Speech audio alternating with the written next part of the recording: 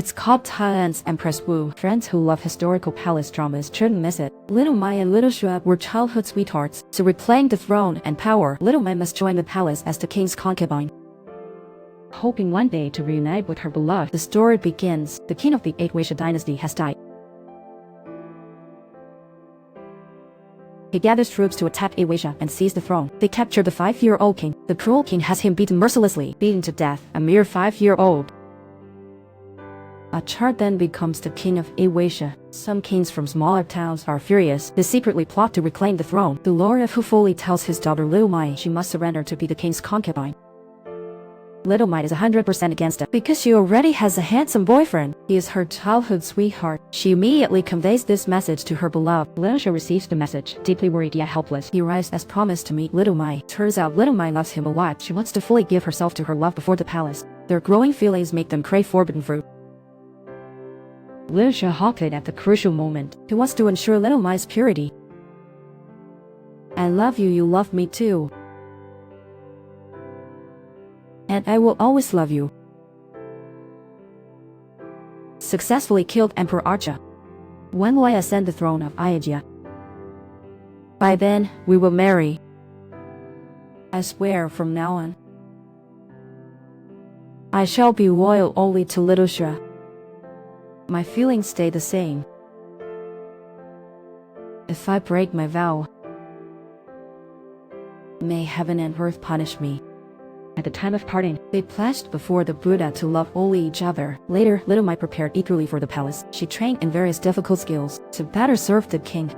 Little Mei knew her palace entry was for politics. The 4 lords of the dynasty must present their daughters. Officially, they became 4 palace concubines. In essence, they became hostages to prevent the 4 cities from betraying the Ayutthaya Dynasty. Little Mei's tutor scolded her with a list of rules. Naive Little Mei even thought of killing the king. This way, she could break free from restraints. But the nanny warned of Emperor Ayutthaya's extreme cruelty. These were not as simple as she imagined.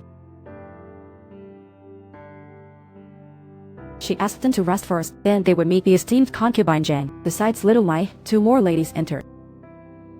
One was the lively and charming Miss Peony, the other was the graceful and poised Miss Rose, and already in the harem was concubine Zhang. All 4 beauties aspired to become the highly esteemed queen, to enhance their family's power and status. Concubine Zhang carefully observed her 3 rivals. She pretended to welcome the 3 girls to serve the king. She allowed the 3 beauties to call her sister. They could seek her help with any troubles.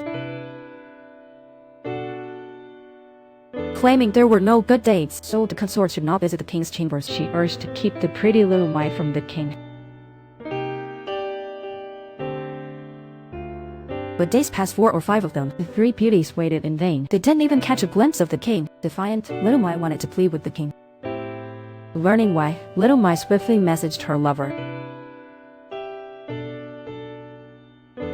She asked Shu for help, or if their plans couldn't start. Shu quickly disguised as a priest and went to Ayutthaya. He toured the prosperous city.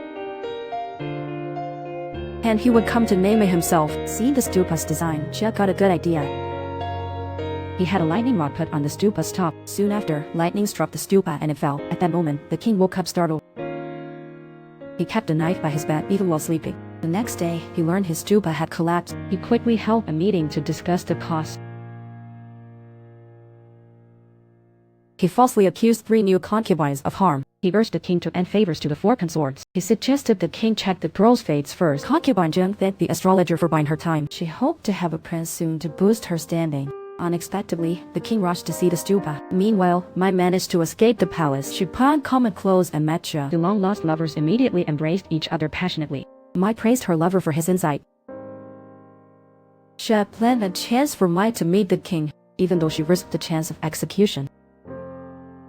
So she seized the moment while the king toured the pagoda. She deliberately made a noise to catch the king's attention. The king quickly located Little Mei hidden under her veil. She explained to the king that the pagoda collapsed from a lightning strike, and that the bricks used for the foundation were weak, so it was normal for it to collapse. After introducing herself, Little Mei removed her veil. The king was deeply captivated by her stunning beauty. He sheathed the sword he intended to use. He gave her ring to calm her fears. He ordered the guards to take Little Mei back. The nurse panicked when she saw Little Mei return, worried Little Mei broke a royal rule and might die. But Little Mei was unafraid. For the ring from the king reassured her. It meant the king had feelings for her.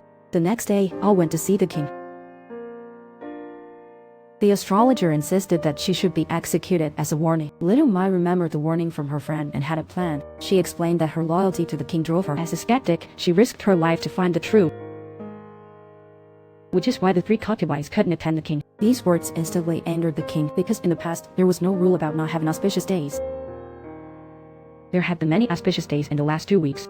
Confronted with clear proof and witnesses, the fortune teller's lies were soon revealed. Even though concubine Zhang pleaded for her lackey, the king was still enraged at being deceived and mocked. He imposed harsh punishment on the royal seer. As for you, Mei, you have violated palace rules. Your punishment is death.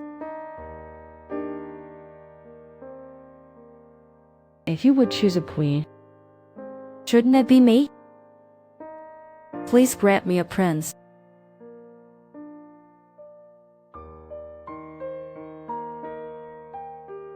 The court lady asks to join the governance.